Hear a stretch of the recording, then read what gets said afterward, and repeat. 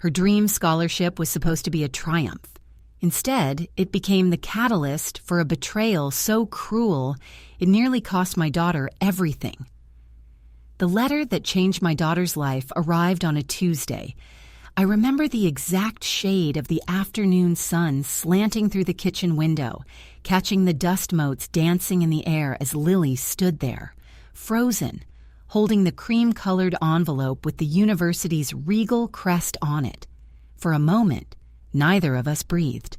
This was it, the culmination of 4 years of sleepless nights, of sacrificed weekends, of a singular burning focus that had been the center of her world. With a trembling hand, she slit the envelope open. Her eyes, a perfect reflection of my own, scanned the page. Once, twice. Then a sound I'll never forget escaped her lips, a choked sob that was equal parts disbelief and pure, unadulterated joy. She'd done it. A full-ride scholarship to her dream school, an Ivy League university 3 states away. We clung to each other, laughing and crying in the middle of the kitchen, the official letter clutched between us like a holy relic. It was the proudest moment of my life. When Mark came home from work, the celebration was in full swing. I'd ordered her favorite pizza, and a bottle of sparkling cider was chilling in the fridge. Mark, my husband of 5 years, had always been the perfect supportive stepfather. He'd come into our lives when Lily was a sensitive 13-year-old, and he'd treated her as his own from day one. He helped with her homework, attended every parent-teacher conference, and cheered the loudest at her track meets. So when he walked in, I expected him to sweep Lily up in a bear hug. Instead, his smile was a little tight. "Wow," he said, looking at the letter I held out for him. That's really something, Lilybug." He ruffled her hair, but his eyes were distant. He read the letter, his brow furrowed. "A full ride, huh? That's a lot of pressure." I frowned. "It's an incredible achievement, Mark, not pressure." Of course," he said quickly, his charming smile snapping back into place.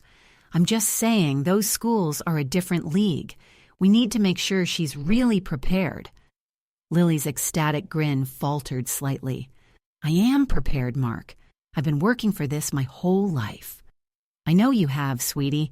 I'm so proud of you," he said, finally giving her the hug I'd expected. But over her shoulder, his eyes met mine, and there was something in them I couldn't place. Not pride, not joy. It looked almost like resentment. I shook the thought away, blaming it on my own emotional exhaustion. Of course he was happy for her. Why wouldn't he be? Over the next few weeks, though, the feeling wouldn't go away. It was like a splinter in my mind, a tiny, nagging irritation. Mark's concerns started to become a recurring theme. He'd bring it up at dinner, couching his words in the language of fatherly protection. "I was just reading an article about the dropout rate at these top-tier schools," he'd say casually. "The stress is immense. I just don't want to see you get overwhelmed." Or, "Are you sure you want to be so far from home? What if you need us?" Each comment was a small, calculated pinprick to Lily's bubble of excitement. I saw her confidence, once so radiant, begin to dim. She started second-guessing herself, asking me late at night if I thought she was really good enough. I'd reassure her, fuming silently at Mark. When I tried to talk to him about it, he'd act wounded. "I'm just looking out for her. You're her mother. You should be worried, too. I'm trying to be the responsible parent here." He was so good at twisting it, at making me feel like I was the one being unreasonable. The real alarm bell rang about a month before Lily's graduation. I was on the family computer, paying some bills, when an email notification popped up on the screen. It was Mark's account, which he'd forgotten to log out of. Normally, I'd never invade his privacy, but the sender's name caught my eye: Admissions Office. My heart hammered against my ribs. Why would the university's admissions office be emailing Mark? They corresponded with Lily directly and occasionally with me if there was financial paperwork. My hand hovered over the trackpad, a war raging inside me. This was wrong. It was a breach of trust. but that cold, nagging splinter in my mind was screaming at me. Something was off, terribly off. Taking a deep breath, I clicked on his inbox. My eyes scanned the list of messages, and then I saw it. It wasn't an email from the university. It was one he had sent to them just 2 days ago. My blood turned to ice as I read the subject line, regarding Lily Jensen's scholarship application. My hand was shaking so badly I could barely control the cursor. I had to know. I had to see what he had written. Clicking on the message, my world tilted on its axis as the first sentence loaded on the screen. To whom it may concern, I am writing to you today as Lily's stepfather, and I must do so with a heavy heart, as I have some troubling information to share about the character and integrity of one of your recent scholarship recipients. My breath hitched in my throat, the words on the screen blurring into a venomous script. I read it again, forcing my eyes to focus, to absorb every poisonous, calculated lie. He wrote about her fragile mental state, twisting her pre-exam stress into a narrative of full-blown emotional breakdowns. He described her dedication as a manic obsession and painted a picture of a girl on the verge of collapse, completely unequipped for the rigors of university life. He was positioning himself as the concerned, heartbroken father figure, forced to intervene for her own good. But the final paragraph was what truly stole the air from my lungs. He fabricated a story about a major history paper, claiming he had discovered she'd plagiarized large sections and, in his misguided love, had helped her cover it up. My conscience, he wrote, can no longer allow me to stay silent. While I love Lily dearly, I cannot in good faith watch her accept an honor she did not earn with complete integrity. I fear this path will only lead to her ruin. The audacity, the sheer diabolical cruelty of it. Every concerned comment he'd made over the past month clicked into place. He wasn't just undermining her confidence. He was laying the groundwork for his betrayal, building a narrative he could sell to strangers to destroy her dream. A white-hot rage, pure and clean, burned away the shock. I wasn't just looking at a betrayal. I was looking at a meticulously planned act of sabotage. My mind raced. Why? Why would the man who had pretended to love my daughter for 5 years do something so monstrous? I clicked back to his sent folder, my hands moving with a chilling sense of purpose. I scrolled down, past emails to his work, past newsletters, and then I found another one, sent a week before the university letter. This one was to his brother. The subject was family finances. My eyes devoured the text. It's just getting out of hand, he'd written. Karen thinks this full-ride scholarship is the best thing ever. But it means Lily will be gone for 4 years, probably more. That leaves me footing the bill for everything around here. If she went to the local community college like I suggested, she could live at home, work part-time, and contribute. We'd be in a much better financial position. This Ivy League thing is just a selfish fantasy that's going to cost me in the long run. There it was. It wasn't about Lily's well-being. It was about control. It was about money. He didn't want a stepdaughter succeeding beyond his reach. He wanted a dependent who would stay put, making his own life more comfortable. He saw her scholarship not as a gift, but as a threat to his wallet and his authority. He would rather burn her future to the ground than be inconvenienced by her success. I calmly selected both emails, the one to the university and the one to his brother, and printed them. The whir of the printer was the only sound in the silent house, a mechanical hum that sounded like a war machine revving to life. I folded the papers neatly and tucked them into my pocket, my heart now beating with a slow, steady rhythm. The grief would come later. Right now, there was only ice in my veins. I logged him out of his email and went about making dinner as if nothing had happened. When Lily came home from her study group, I hugged her, the feel of her thin shoulders under my hands, a painful reminder of what was at stake. I listened to her chatter about graduation plans, a serene smile plastered on my face while a storm raged inside me. I had to wait. I had to choose my moment. Later that evening, after Lily had gone out with friends to celebrate the end of classes, Mark was settled on the couch, watching some mindless action movie. The hero on screen was disarming a bomb, the fate of the world hanging in the balance. How fitting. I walked over, turned off the television, and stood in front of him. He looked up, annoyed. "Hey, I was watching that." I didn't say a word. I just pulled the folded papers from my pocket and laid them on the coffee table in front of him. He glanced down, a flicker of confusion in his eyes. He unfolded the top page, his letter to the university. I watched as the color drained from his face, his confident smirk vanishing as if it had been wiped away. He looked up at me, his eyes wide with panic. "Karen, I can explain." "Can you?" I asked, my voice dangerously quiet. "Can you explain why you would tell a university that my daughter is mentally unstable and a cheater? Can you explain this part?" I tapped the second sheet of paper, his email to his brother. "Where you complain that her success is a financial inconvenience to you," he stammered, his facade crumbling completely. "You don't understand. I did it to protect her, to protect us.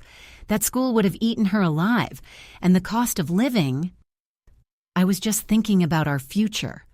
"Our future," I repeated, the words tasting like ash. "You don't get to talk about us ever again." He stood up, his panic shifting to anger, the classic defense of a cornered narcissist. "You went through my private emails. That's illegal. You have no right—" Just then, my phone, which was sitting on the coffee table beside the damning emails, buzzed. The screen lit up. Mark's eyes and my own were drawn to the notification. It was a new email. The sender was Lily. The subject line, in all caps, sent a jolt of terror through my entire body. "University just emailed me, urgent."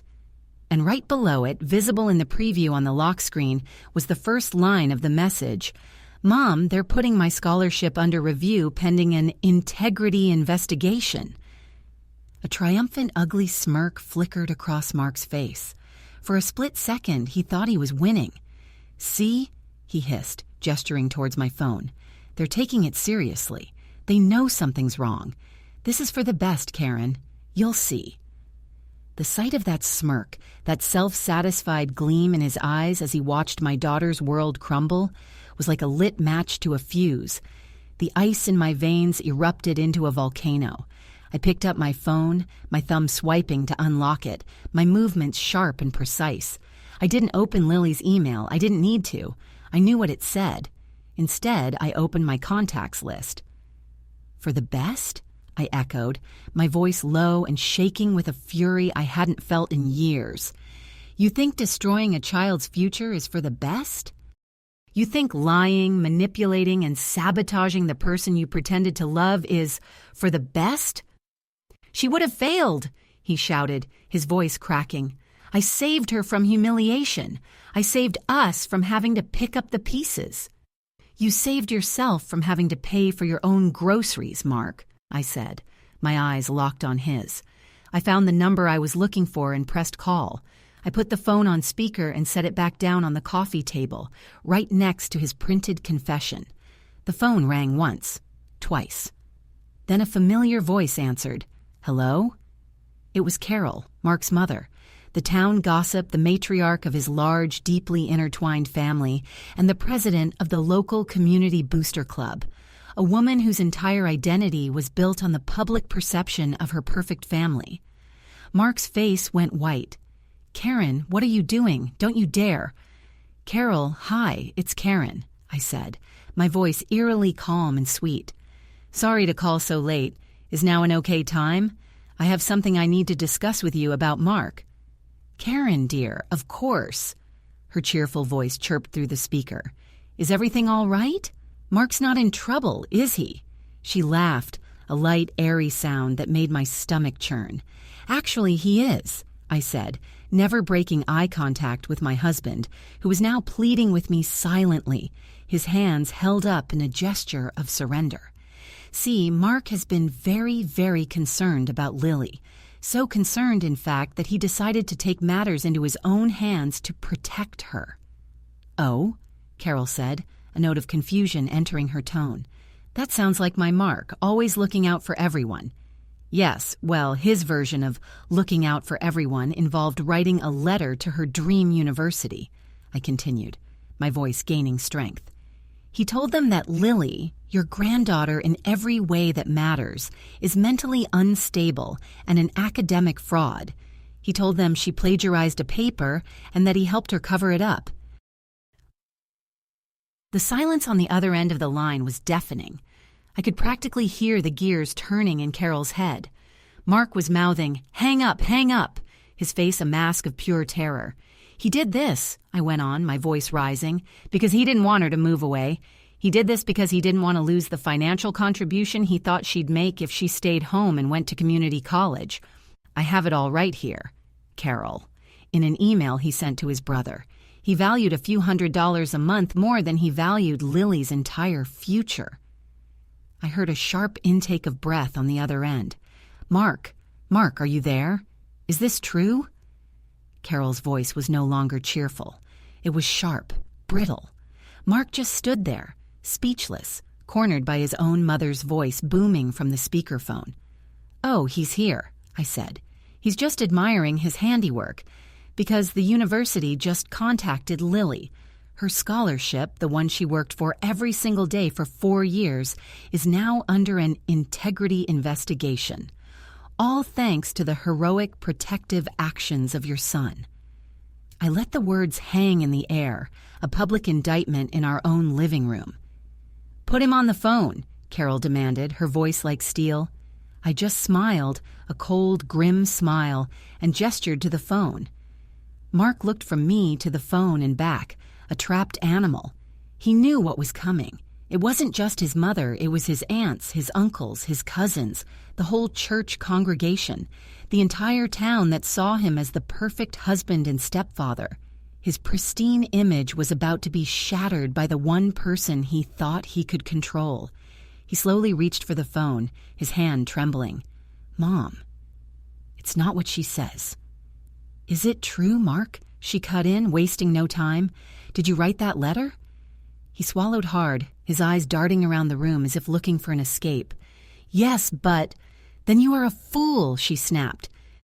The line went silent for a beat, and then she said something that made Mark visibly flinch. "You have no idea what you've done. Not to that poor girl, but to this family. To our name." There was a rustling sound on the other end, and then her voice came back, crystal clear and full of a terrifying new resolve. "Karen, I'll be there in 10 minutes, and I'm bringing David and Robert with me." David and Robert, his 2 older brothers, the ones he simultaneously hero-worshipped and feared his entire life, the ones who ran the family business he desperately wanted a larger stake in. The call ended. The silence that filled the room was heavier, more suffocating than before. Mark stared at me, his face a canvas of disbelief and fury. "You've ruined me," he whispered. "No, Mark," I said, picking up the printed emails from the table. "You did this. I'm just turning on the lights so everyone can see what you did in the dark." I walked past him towards the front door. He grabbed my arm. "Where are you going?" he demanded. I pulled my arm free. "I'm going to my daughter," I said. "But don't worry, I'm not done with you.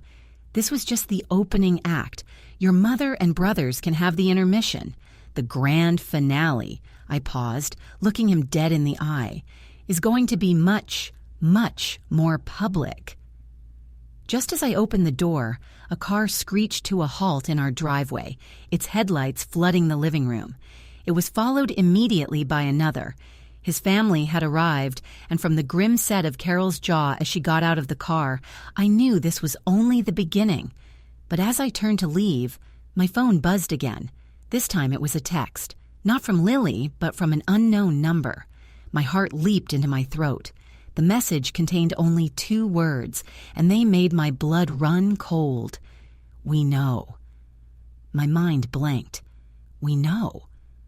Who? What did they know? Was it the university? Had Mark's poison already worked so well that they were investigating me too? I stared at the screen, my carefully constructed battle plan momentarily forgotten. Behind me, the front door opened, and Carol swept in, flanked by her two imposing sons, their faces like thunderclouds. They marched past me as if I were invisible, their focus entirely on the pale, trembling man who was their brother. "Mark," Carol said, her voice low and dangerously calm, "get your coat. You're coming with us. We're going to have a family meeting." It wasn't a request. I didn't wait to watch the fallout. My daughter was my only priority. I slipped out the door, got in my car, and drove, my mind racing to decipher the cryptic text. I called Lily, my voice steadier than I felt. "Honey, it's me. Don't panic. I know about the email from the university. It's a mistake, a horrible, deliberate mistake, and I am going to fix it. Where are you?" She was at her best friend Sarah's house, her voice thick with tears. "Mom, what's happening? They think I'm a liar. They mentioned an anonymous tip from a close family source." "I know who it was, baby," I said, my grip tightening on the steering wheel. "It was Mark, and I have proof that he did it, and proof of why he did it. I'm coming to get you. We're going to fix this tonight." As I drove, the anonymous number texted again. "Check your email. A friend." My heart hammered against my ribs. I pulled over, my hands shaking as I opened my email app. There was a new message with the subject line, "Evidence for Lily Jensen." The sender's name was listed as Jane Doe. I opened it. Inside was a single forwarded email chain. My eyes scanned the text, and my jaw dropped. It was Mark's original venomous email to the university. But attached below it was a long chain of correspondence within the admissions department. It documented a fierce debate among the committee members. One older, skeptical professor was arguing to immediately rescind Lily's offer based on the gravity of the family's concerns.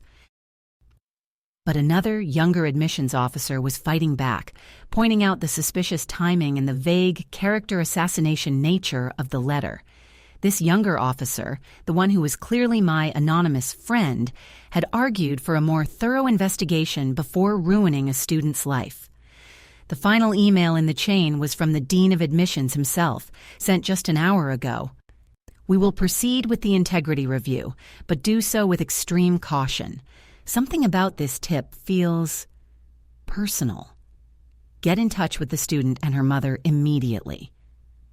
Someone on the inside was on our side. Someone had seen through Mark's lies and had given me the ammunition I needed.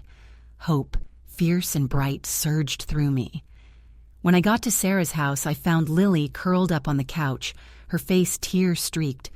I pulled her into a hug and showed her everything. The emails from Mark, the text messages, the email from Jane Doe. I watched as her devastation slowly transformed into a cold, hard anger that mirrored my own. He did all this because of money?" she whispered, her voice laced with disbelief. "Yes," I said, "and we're not going to let him get away with it." The next morning, armed with our folder of evidence, Lily and I requested an emergency video conference with the Dean of Admissions. Jane Doe had already paved the way. We were granted a call for that afternoon. As we sat in front of my laptop, I saw the faces of the dean and several committee members appear on screen. They looked grim. I let Lily speak first. With a composure that made me burst with pride, she laid out her case. She didn't cry or get angry. She simply stated the facts, presented her perfect academic record, her glowing teacher recommendations, and her history of accolades. Then it was my turn. I shared my screen and presented the 2 emails from Mark, his vile, slanderous letter to them, and his pathetic, money-grubbing complaint to his brother. The evidence was irrefutable. It painted a clear picture not of a troubled student, but of a manipulative, resentful stepfather willing to destroy a child for his own selfish convenience. The dean's face was unreadable, but when I finished, he cleared his throat. "Mrs. Jensen, Lily. On behalf of the university, I am profoundly sorry. In 20 years in admissions, I have never seen a betrayal of this nature. Your scholarship and offer of admission are, of course, fully and immediately reinstated. We will be expunging this entire incident from your record." He then added, "And we will be re-evaluating our policies regarding anonymous tips. You have opened our eyes to a vulnerability we had not considered." The wave of relief was so immense I thought I might pass out. We had won. Lily was safe. Her future was hers again. But I wasn't done. The town still saw Mark as a pillar of the community. That evening was the annual town-wide high school graduation celebration in the park, an event organized by none other than the Community Booster Club, President Carroll. I knew the whole town would be there. When we arrived, the party was in full swing.